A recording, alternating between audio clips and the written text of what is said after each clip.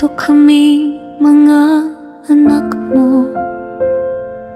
Basag ang boses, nanginginig ang puso.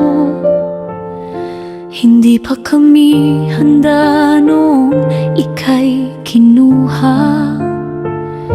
Ang dami pa naming gustong ibalik sa'yo, Mama. Sa bawat umaga na wala ka na, tahimik ang bahay, masakit ang alaala. Wala nang tatawag para mangamusta, wala nang yakap na nagpapalakas. Kung pwede lang, Mama, ibalik ang kahapon. Sasabihin naming sapat na ang sakripisyo mo. Pwede ka nang magpahinga, kami nang bahala sa isa't isa. Salamat, Mama Marlene, sa buhay na binigay, sa 9 na buwang tiniis, sa dugong inialay. Halos kalahati ng buhay mo'y isinugal para lang kami maisilang at mabuhay.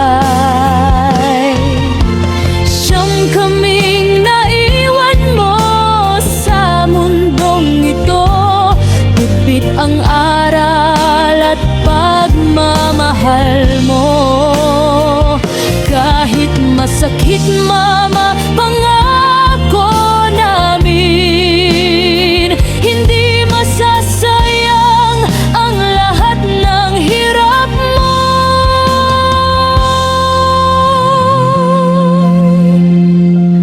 Mama, naaalala mo ba kapag kami may sakit?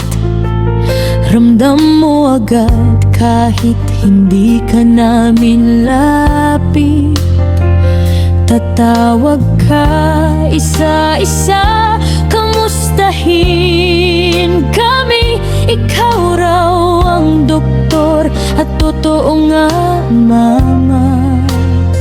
Ikaw ang unang kakampi sa lahat ng laban. Kapag mundo'y bumibitaw, ikaw ang sandalan. Wala kang hiningi, wala kang reklamo.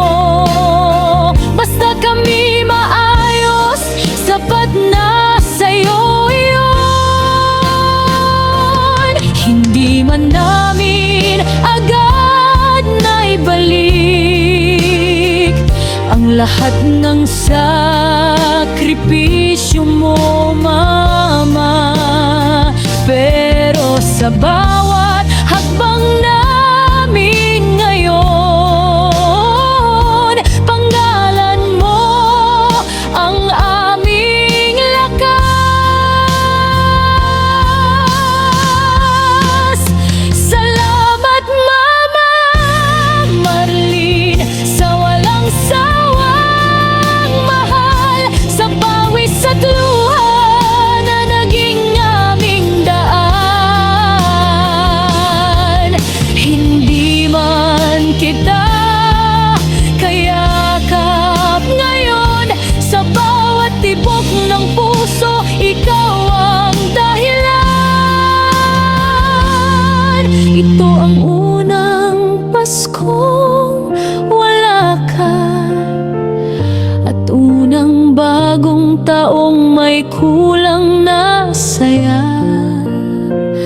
Ang sakit-sakit, Mama, sobra-sobra, pero lalaban kami, pangako sa'yo.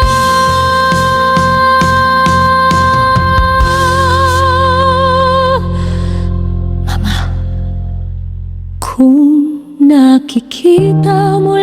kami ngayon. Pilit na tumatayo kahit durog ang puso.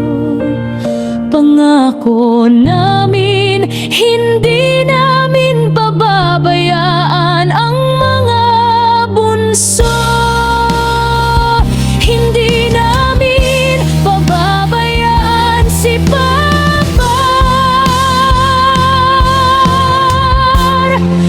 Mahal na mahal ka namin, Mama Marlene. Salamat sa pagiging ilaw ng buhay namin.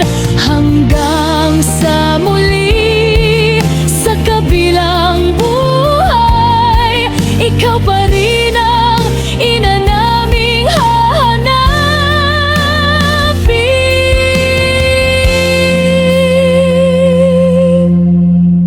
Pahinga ka na, Mama. Nandito na kami, ang pagmamahal mo habang buhay na